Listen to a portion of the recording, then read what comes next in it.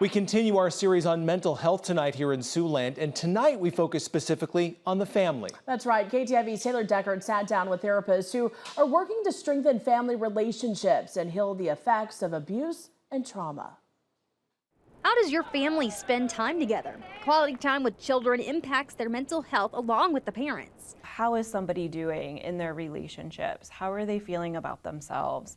And putting all of those things together really creates what a person's mental health is for them. Christina Spicer is a clinical therapist with Boys and Girls Home Family Services, which in part provides mental health services to children and families in the setting of group and family counseling. I think what we do see is the intensity, for sure. We're seeing more suicidal ideation, we're seeing more self-harming, we're seeing more complicated family situations. A popular therapy for kids at Family Services is registered play therapy to help get through to kids to express emotion. For some kids, that's very therapeutic for them and very relaxing, and that's something that they need.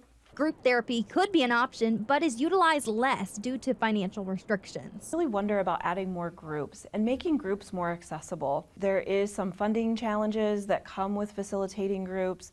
Sometimes insurance companies don't want to pay for a group therapy appointment, but I think a lot of good comes from not feeling alone. There are many pressures on family units, like schedules, unrealistic expectations, mealtime, and your environment, like the dinner table. Check, check, check. It's kind of all of the above, and I think that's really at the heart of the issue. There's so many forces coming at our young people now.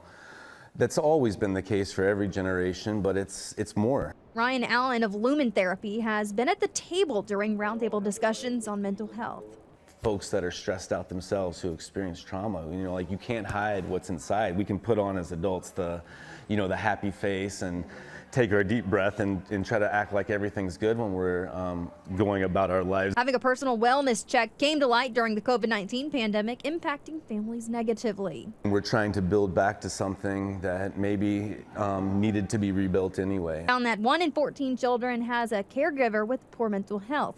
Caregivers who have the role of a parent need support, which in turn can help them support their children's mental health. Whether it's parents or caregivers, especially when we talk about children, the impact of that primary caregiver on that child's life is immense. Additional solutions to assist more families continue to be on the horizon. It's also a real wake-up call for what we still have to accomplish here in Sioux City. In Sioux City, Taylor Deckard, KTIV News 4. And make sure and tune in next week for the final segment on our series. We ask lawmakers how they can make an impact on services at the state and federal level.